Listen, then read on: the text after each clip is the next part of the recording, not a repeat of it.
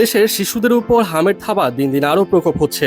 যখন একের পর এক নিষ্পাপ প্রাণ অকালে ঝরে যাচ্ছে, তখন আর চুপ থাকতে পারলেন না বিশ্বসেরা অলরাউন্ডার সাকিব আল হাসান। এই গভীর সংকটে শিশুদের অকাল প্রয়াণে শোকাতুর হয়ে পড়েছেন দেশের সাবেক এই অধিনায়ক। সাকিবের এই সংহতি যেন দেশের বর্তমান পরিস্থিতিকে নতুন করে জনসম্মুখে নিয়ে এসেছে।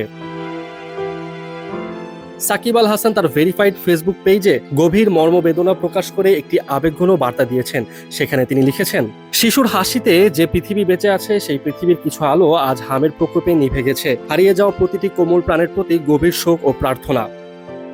সাকিবের এই বার্তাটি মুহূর্তের মধ্যেই সোশ্যাল মিডিয়ায় ব্যাপক সাড়া ফেলেছে। তার অগণিত ভক্ত ও সাধারণ মানুষ এই পোস্টে নিজেদের শোক জানাচ্ছেন এবং একই সাথে মহামারী সামলাতে দ্রুত সচেতনতা বৃদ্ধির উপর বিশেষ জোর দিচ্ছেন।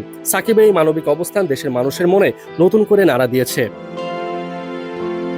অবশ্য সাকিবের এই পোস্টের কমেন্ট সেকশনে অনেকে তার প্রশংসা করেছেন, আবার অনেকেই করেছেন সমালোচনা। রাজনৈতিক কারণে আপাতত সাকিব আছেন দেশের বাইরে। কবে নাগাদ দেশে ফিরবেন তার কোনো নিশ্চয়তা নেই। তবে দেশের বাইরে থাকলেও সর্বদাই দেশের খোঁজ খবর রাখেন তিনি। ক্রিকেট থেকে শুরু করে দেশের সার্বিক হালচাল সবকিছুতেই খবর রাখেন এবং সময় ভেদে নিজের টাইমলাইনে কিছু কিছু ব্যাপারে পোস্টও করেন। এমন এক পোস্ট দেখতে পাওয়া গেল সাকিবের পেজে, যেখানে হাম নিয়ে তিনি বেশ বিচলিত। প্রাণ হারানো প্রত্যেক বাচ্চার জন্য সাকিব শোকাহত এবং তাদের সবার জন্য দোয়া করেছেন তিনি।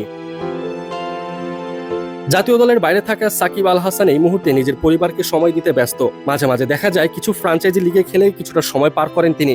তবে তারপরও আগের মতো ব্যস্ততা নেই তার। সময় পেলে টুকটাক দেশীয় গণমাধ্যম কর্মীদের কাছে ইন্টারভিউ দেন এবং সেখানে বাংলাদেশের হয়ে খেলতে চাওয়ার ব্যাপারে নিজের আকাঙ্ক্ষা তুলে ধরেন। যদিও সাকিবের বয়স প্রায় 40 ছুঁই ছুঁই। এখন এই বয়সে এসে আর এমন পরিস্থিতির মধ্য দিয়ে সাকিব আদৌ জাতীয় দলে খেলতে পারবেন কিনা তা নিয়ে অনেকেই আছেন দ্বিধাদ্বন্দ্বে।